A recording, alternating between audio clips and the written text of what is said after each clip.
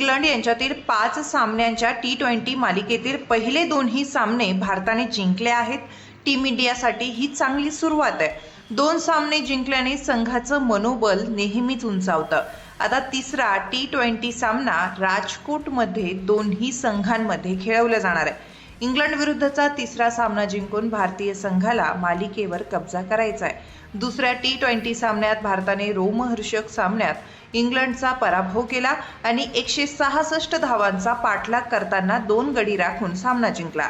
भारतासाठी टिळक वर्माने 55 चेंडूत 72 धावांची नाबाद खेळी केली। टिळक वर्मा यांच्या संयमी खेळीने भारताला कठीण परिस्थितीवर मात करून विजयाच्या दिशेने वाटचाल करण्यास मदत केली। जोफ्रा आर्चर आणि मार्क वूड यांच्या नेतृत्वाखालील इंग्लंडच्या वेगवान गोलंदाजांनी भारतीय फलंदाजांसमोर अडचणी निर्माण केल्या, पण शेवटी भारतीय फलंदाजांनीच विजय मिळवला। अशा स्थितीत पाहुणा संघ आपली कामगिरी सुधारण्याचा प्रयत्न करेल।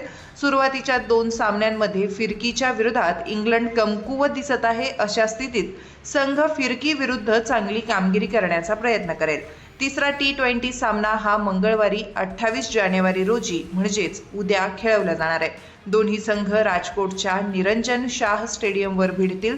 भारत आणि इंग्लंड यांच्यातील तिसरा T20 देखील संध्याकाळी 7 वाजल्यापासून खेळवला जाईल, तर सामन्याचा नाणेफेक संध्याकाळी 6:30 वाजता होईल। शुक्रवारी नेट 17 दरम्यान नितीश रेड्डी यांना साईड स्ट्रेनचा त्रास झाला। रेड्डी बंगळुरू येथील BCCI सेंटर ऑफ एक्सलन्सला भेट देणार असल्याची खात्री भारतीय क्रिकेट नियामक मंडळाने केली आहे।